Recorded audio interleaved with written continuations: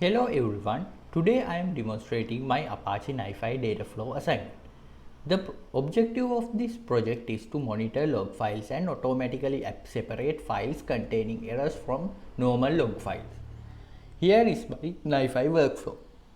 First I use the processor called getFile. This processor reads logs files from the input directory. Next, the files are sent to the processor route on content. This processor checks the content of each file for specific keywords.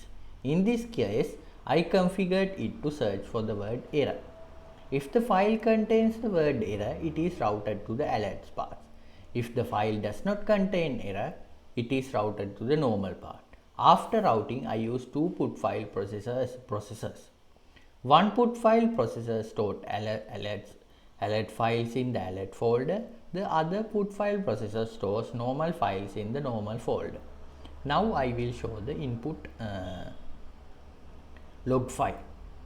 So in here, this is the input log files I have provided.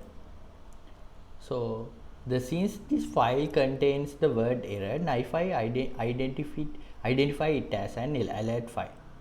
So after that, you can see in here the data flow is not yet started, so I will start the processes.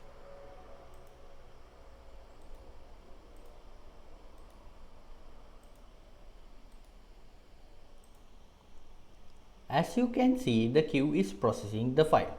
Now let's check the output folder. So this is the output folder. So inside the alert folder, we can see the file data has been transferred successfully. The file content remains the same because route on chain route the entire file when a match is found. If the file had no error keyword, it would go to the normal folder. So this is the demonstration how Apache NiFi workflow automated log monitoring system file classification based on content. Thank you.